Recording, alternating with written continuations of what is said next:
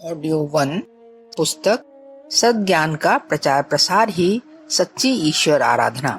लेखक वेदमूर्ति तपोनिष्ठ पंडित श्री राम शर्मा आचार्य जी। प्रचलित मान्यता यह है कि साधनों का अभाव समाज के दुख दर्दों, कष्ट, क्लेशों, पीड़ा और पतन का कारण है। एक सीमा तक यह बात सही भी हो सकती है, किंतु मात्र सुविधाओं की कमी होना उपरोक्त परिस्थितियों के लिए जिम्मेदार है, यह धारणा एकांगी और भ्रांतपूर्ण है। यदि यह बात सही होती तो जिन देशों में समृद्धि अधिक है वहाँ किसी भी प्रकार की कष्ट कठिनाइयां नहीं होनी चाहिए। उन देशों का अध्ययन करने पर तथ्य प्रतिकूल ही निकलते हैं तथा यह बताते हैं कि साधनों की बहुलता मात्र से समाज को सभ्य, सुसंस्कृत और समुन्नत नहीं बनाया जा सकता है। जब तक मनुष्य का वैचारिक एवं भावनात्मक स्तर निकृष्ट बना रहेगा, तब तक उपरोक्त परिस्थितियां बनी रहेंगी। वैचारिक एवं भावनात्मक उत्कर्ष के लिए ज्ञान यज्ञ का प्रसार ही एकमात्र सर्वोत्तम मार्ग हो सकता है। व्याप्त विकृतियों के कारण सभी क्षेत्रों में आए पतन का निवारण करने के लिए मानवीय दृष्टिकोण में परिवर्तन करना आवश्यक है और उस परिवर्तन के लिए साथ में मनुष्य का जीवन दर्शन भी ऊंचा बनाया जाना चाहिए। पतित भावनाओं वाले व्यक्ति के लिए लांछना एवं आत्मग्लानि की व्यथा कष्टदायक नहीं होती। वह निर्लज्ज बना कुकर्म करता रहता है। लोक निंदा और परलोक का भी उसे भय नहीं होता। ऐसे लोगों से उन श्रेष्ठ कार्यों की आशा नहीं की जा सकती जो विश्व शांति के लिए आवश्यक है। गंदी प्रकृति के मनुष्य गंदे मोहल्ले में, गंदे घरों में, दुर्गंधपूर्ण जलवायु में, गंदे साधनों और गंदी परिस्थितियों में प्रसन्नता पूर्वक रह लेते हैं। पर जिसे स्वच्छता प्रिय है वह गरीब होते हुए भी गंदगी स्वीकार नहीं करेगा। इसी प्रकार जिनका दृष्टिकोण निकृष्ट है, उन्हें न लोक लज्जा की परवाह होती है और न आत्मग्लानि की। वे दुष्टता पूर्वक दुष्कर्म करते रहते हैं और इसी में अपना बड़प्पन मानते हैं। इस स्थिति का परिवर्तन करके धर्म, आत्मगौरव और पुण्य परमार्थ की महत्ता को अनुभव करने के कर्तव्य की मनोभूमि बनाई जानी चाहिए।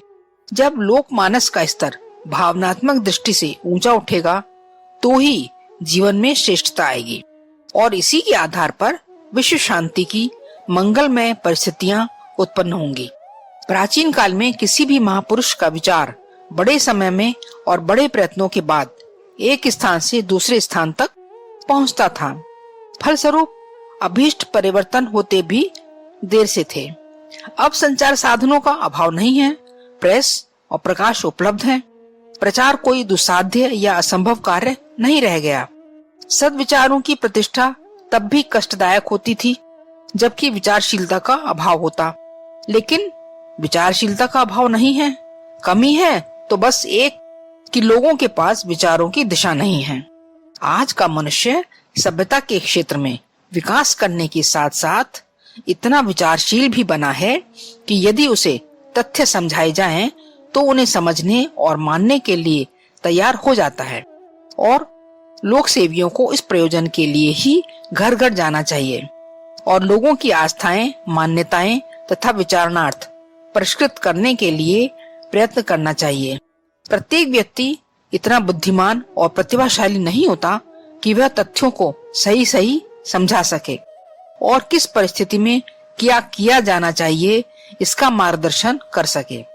स्वयं अपने लिए ही तथ्यों को समझने और तद अनुसार कोई निष्कर्ष निकालने की सामर्थ्य सभी व्यक्तियों में नहीं होती, तो फिर दूसरों को कैसे समझाया मार्गदर्शन दिया जा सकता है। अतएव विचार क्रांति का व्यावहारिक स्वरूप ज्ञान दर्शन के रूप में ही अपनाना पड़ता है। प्रेरक विचारों और सृजनशील प्रेरणाओं को जन जन तक इस तरह पहुंचाया जाए, सर्वसाधारण को इस प्रकार प्रशिक्षित किया जाए कि जनमानस में शुभ संभावनाएं उत्पन्न की जा सकें। इसके लिए सुलझी विचारधारा का साहित्य लेकर निकलना चाहिए तथा लोगों को उसे पढ़ने तथा विचार करने की प्रेरणा देनी चाहिए। उसके साथ अशिक्षित व्यक्तियों के लिए पढ़कर सुनाने या परामर्श द्वारा प्रेरणा देने की प्रक्रिया चलाई जानी चाहिए। आरंभ में सभी लोगों की रुचि इस ओर नहीं हो सकती, अतः जो लोग ज्ञान यज्ञ की आवश्यकता समझते हैं उन्हें चाहिए कि वे ऐसा विचार साहित्य लोगों तक स्वयं लेकर पहुंचे। कहा जा सकता है जिन्हें आवश्यकता है ने स्वयं ऐसा साहित्य खोजें और पढ़ें। सब में यदि ऐसी रुचि उत्पन्न हो जाए और वे अच्छे साहित्य का महत्व तो समझने लगे तो फिर कहना ही क्या। ऐसी रुचि के व्यक्ति बहुत थोड़े हो सकते हैं। अधिकांश तो रुचि उत्पन्न करनी पड़ेगी और इसके लिए उनके पास जाना पड़ेगा। यह ठीक है कि कुआं प्यासे के पास नहीं जाता, प्यासे को ही कुएं के पास जाकर पानी पीना पड़ता है। गर्मियों में जब व्यापक जल संकट उत्पन्न हो जाता है तो बादलों को ही जगह जगह जाकर बरसना पड़ता है।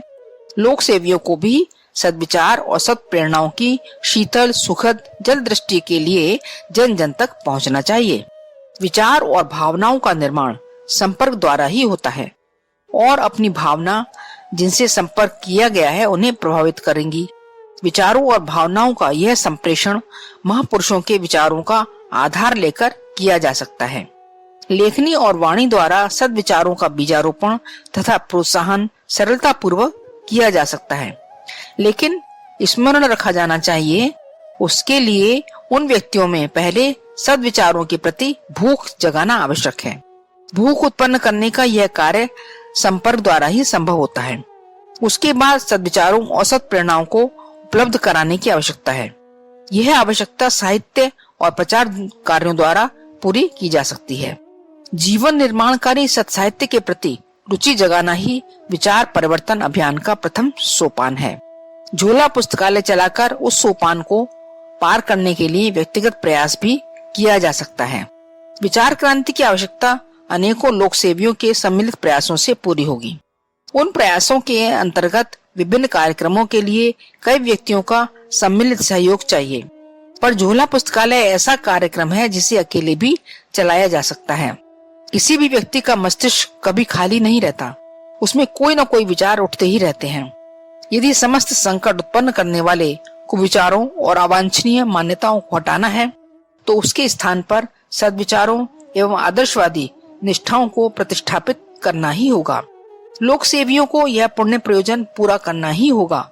प्राचीन काल में साधु ब्राह्मण घर घर अलग जगाते हुए जन जन के मन मानस को शुद्ध करने के लिए उसके अंतःस्थल तक धर्म एवं अध्यात्म का प्रकाश पहुंचाते थे।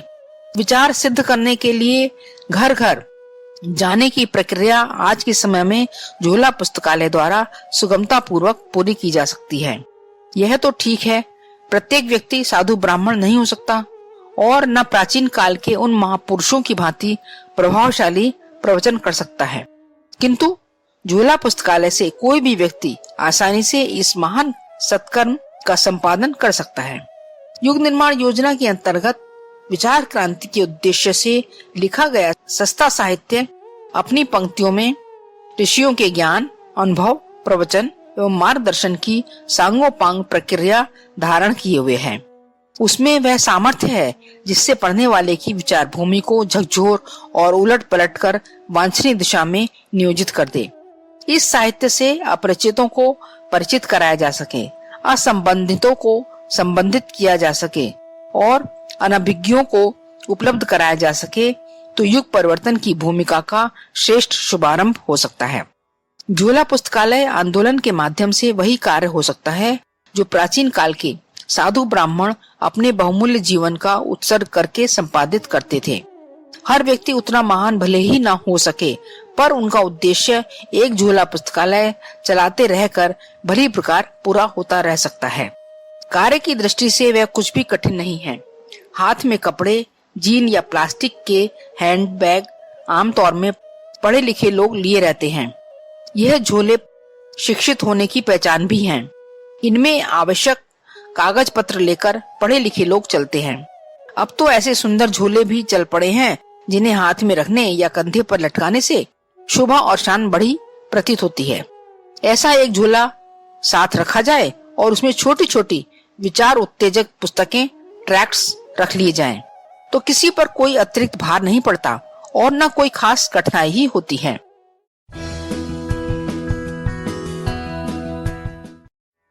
ऑडियो 2 पुस्तक सद्ज्ञान का प्रचार प्रसार ही सच्ची ईश्वर आराधना। लेखक वेदमूर्ति तपोनिष्ठ पंडित श्री राम शर्मा आचार्य जी। काम तो घर से बाहर ही करना पड़ता है। जहाँ काम करने जाते हैं वहाँ साथियों से तथा उस प्रयोजन से संबंध रखने वाले लोगों से संपर्क बनता है। जिनसे संपर्क होगा उनसे काम की या बेकाम की कुछ न कुछ बातें भी होती ही हैं। उसी वार्तालाप में यदि प्रसंगानुकूल युग निर्माण विचारधारा की चर्चा छेड़ दी जाए तो उससे बातचीत का आनंद बढ़ता है, घटता नहीं। अपनी जानकारी तथा महानता की छाप दूसरों पर है और उस तरह की चर्चा छेड़ने वाले को आमतौर से विचारशील एवं विज्ञ माना जाता है। बहुत से शिक्षित लोग अपने नगर में हो सकते हैं, उनसे सज्जनता पूर्ण संपर्क बनाया जा सकता है और यदि पूर्व साहित्य पढ़ने में रुचि न रही हो तो भी उसे जगाया जा सकता है। बहुत लोगों के पास ढेरों अवकाश रहता है। समय काटने के लिए वे गपशप, मटर गश्ती या और कुछ ताश चौपड़ का शुगल ढूंढते रहते हैं। ऐसे लोगों को कोई बुद्धिमान व्यक्ति धीरे धीरे पढ़ने का व्यसन लगा सकता है। जब रस आने लगता है तब यह स्वाध्याय किसी भी मजेदार व्यसन से अधिक मजेदार लगने लगता है। यह साहित्य प्राणवान हो तो वह सर्वथा निष्फल नहीं जा सकता। पढ़ने वाले पर उसका प्रभाव पड़ना अवश्यंभावी है और यह जितना गहरा होता जाएगा वह व्यक्ति नवनिर्माण की दृष्टि से अधिकाधिक उपयुक्त बनता चला जाएगा। प्रत्येक प्रबुद्ध व्यक्ति को इस विषम बेला में अपना कोई उत्तरदायित्व समझते हैं झूला पुस्तकालय चलाना चाहिए।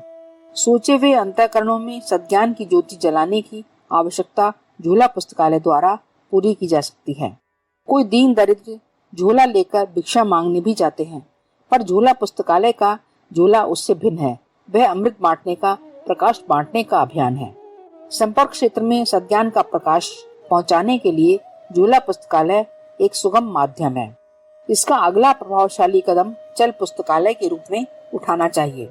व्यक्ति का परिचय क्षेत्र सीमित है, जबकि विचार क्रांति का क्षेत्र व्यापक है। इसके लिए परिचय क्षेत्र से आगे बढ़ने की आवश्यकता है।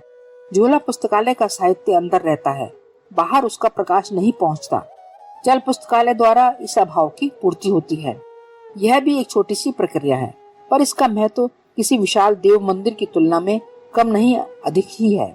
सर्वमान्य है कि ज्ञान संसार की सर्वोपरि उपलब्धि है। सद्ज्ञान का अनुग्रह प्राप्त करते ही मनुष्य हर दृष्टि से धन्य हो जाता है। इसीलिए उसे पारस भी कहा गया है। ज्ञान के प्रचार और प्रसार को एक अति उच्च कोटि की देव आराधना माना जाना चाहिए और ज्ञान रथ उसी सद्ज्ञान के प्रकाश को हर जगह पहुंचाने की आवश्यकता पूरी करता है। हल्के रबड़ के पहिए वाली गाड़ी, ऊपर धूप, वर्षा और हवा से पुस्तकों के बचाव की व्यवस्था, पहियों को तीन तरफ से घेरे हुए कपड़े या टीन के साइन बोर्ड, बस हो गया तैयार चल पुस्तकालय ज्ञान रथ। उसे लेकर एकाकी व्यक्ति निकलता रह सकता है।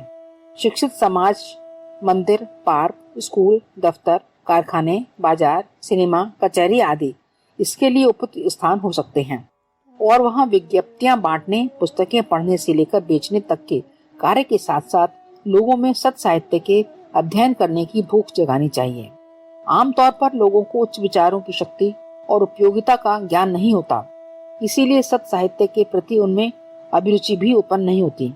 आजकल सस्ते रोमांटिक और जासूसी उपन्यास, कथा कहानियों की पुस्तकें जितनी लोकप्रिय हैं, उसका कारण यह नहीं है कि लोग स्वतः उनकी ओर आकृष्ट हुए हैं। वस्तुतः तो अधिकांश व्यक्ति या अन्य लोगों की इस तरह की पुस्तकें पढ़ते देखकर ही स्वयं भी पढ़ने लगते हैं। पर जो स्वयं ऐसी पुस्तकें ढूंढते हैं उनमें आकर्षण अनायास उत्पन्न नहीं हो जाता। उसके लिए समाचार पत्रों में विज्ञापन छपवाने से लेकर प्रतिनिधि भेजकर इस तरह की पुस्तकें फैलाने के लिए एक समूचा प्रचार तंत्र खड़ा किया जाता है। उन प्रचार साधनों के माध्यम से लोगों के मन में आकर्षण उत्पन्न किया जाता है और लोग उन्हें पढ़ाने लगते हैं। अच्छा साहित्य इसलिए भी लोकप्रिय नहीं होता कि जिन थोड़े बहुत व्यक्तियों की रुचि उस ओर है उन्हें वह सुगमता से मिल नहीं पाता और सस्ती मनोरंजक पुस्तकें सुगमता से उपलब्ध हो जाती हैं। सत साहित्य के प्रति अभिरुचि जगाने के साथ अभिरुचि संपन्न व्यक्तियों के लिए उसे सुगमता से उपलब्ध कराने का कार्य भी चल पुस्तकालयों द्वारा होता है। अच्छे साहित्य के प्रति लोगों का ध्यान आकृष्ट न हो पाना भी है। झूला पुस्तकालय और चल पुस्तकालयों द्वारा लोगों में अच्छा साहित्य पढ़ने की रुचि जगाने के साथ उनकी मानसिक क्षुधा को तृप्त करने की व्यवस्था भी आवश्यक है। यह आवश्यकता पुस्तकालयों द्वारा पूरी हो सकती है, पुस्तकें उपलब्ध होने पर भी बहुत से व्यक्ति अपनी कमजोर आर्थिक स्थिति के कारण उन्हें खरीद नहीं पाते। यदि पुस्तकालयों के रूप में सामूहिक व्यवस्था की जा सके जिससे कि लोग अपनी स्वाध्याय की आवश्यकता पूरी करते रहें, तो ज्ञान यज्ञ अभियान को और भी अग्रगामी बनाया जा सकता है। एक व्यक्ति अधिक से अधिक अपने कुल जीवन में 100 से 50 पुस्तकें खरीदकर पढ़ सकता है। सामान्य आर्थिक स्थिति के व्यक्ति के लिए इससे अधिक का खर्च बर्दाश्त करना संभव नहीं, पर इतने धन से अच्छी और मोटी पुस्तकें 5 या 10 से अधिक नहीं आएंगी। 10 पुस्तकों का ज्ञान भी कम और एकांगी ही होगा। बौद्धिक विकास और आत्मा के अनंत ज्ञानार्जन की प्यास इतने से कैसे बुझ सकती है? उसके लिए तो सबसे अच्छी बात यही हो सकती है कि गांव-गांव और नगर-नगर पुस्तकालय स्थापित किए जाएं और वहां बैठकर या व्यवस्थित रीति से घर ले जाकर पुस्तकें पढ़ने की सुविधाएं जुटाई जाएं। 5-5 पुस्तकों की कीमत चुका देने वाले गांव के 100 आदमी तैयार हो जाएं और 1-2 कोई ऐसे उदार और समाज सेवी व्यक्ति निकल आए जो कुछ अधिक आर्थिक मदद कर सकें, तो 1000 पुस्तकों का सुंदर पुस्तकालय तैयार हो सकता है। स्थिति के अनुसार कम ज्यादा भी हो सकता है, पर इस तरह ज्ञानार्जन के साधनों का विकास तो हो ही सकता है। परमात्मा ज्ञान स्वरूप है। विचार और ज्ञान के रूप में ही वह मानवीय अंतःकरण में प्रकाश और प्रेरणा उत्पन्न करता है। इसलिए जहाँ ज्ञान के निर्झरणी पुस्तकों का निवास स्थान हो, उसे देव मंदिर या परमात्मा के ज्ञान स्वरूप की प्रतिष्ठा का शुभ स्थान ही समझना चाहिए। उस स्थान को मंदिर से कम और क्या कहेंगे जहाँ पुस्तकों के रूप में ज्ञान के चेतना युक्त देवता निवास करते हैं। जिनके पास साधन है और जो धन कार्य करना चाहते हैं, उन्हें पुस्तकालय खोलने के लिए धन देना चाहिए। जमीन, पुस्तकें, फर्नीचर, मकान या कमरे आदि साधन उपलब्ध कराना चाहिए। जिनकी आर्थिक स्थिति काफी नहीं है, वे भी 100 व्यक्तियों का संगठन बनाकर 5-5 रुपए वार्षिक भी दें और 5-5 रुपए एक बार आरंभ में दे दें, तो उससे 10 वर्षों में ही एक समृद्ध पुस्तकालय की स्थापना हो सकती है। इसमें न तो किसी पर आर्थिक दबाव ही पड़ेगा और न कोई बड़ी व्यवस्था ही करनी पड़ेगी। देव मंदिरों की स्थापना जिस लगन से करते हैं, वैसे ही पुस्तकालय के लिए भी उसी तरह लगन पूर्वक प्रयास करना चाहिए। चूँकि विचार सेवा सबसे अच्छी सेवा है, अतः समाज सेवी तथा लोक सेवा के इच्छुकों को पुण्य और परमार्थ की दृष्टि से पुस्तकालय खुलवाना चाहिए। पुस्तकालय के लिए दान देना चाहिए, पुस्तकें देनी चाहिए, चंदा देना चाहिए। इसे ब्रह्मदान ही माना जाएगा और उसका पुण्य फल भी भोजन वस्त्र देने की अपेक्षा अधिक होगा। इसलिए जहाँ कहीं भी लोग दान पुण्य करें, पुस्तकालय के लिए करें। जिस तरह लोग होली, दिवाली, पर्व उत्सवों तथा यज्ञ आदि सामूहिक अनुष्ठानों के लिए धन देते हैं, वैसे ही पुस्तकालय के लिए भी दान दें। मानवीय चिंतन में संव्याप्त दुष्टता और आचरण की भ्रष्टता को दूर करने में विचार क्रांति का ज्ञान यज्ञ ही सफल हो सकता है।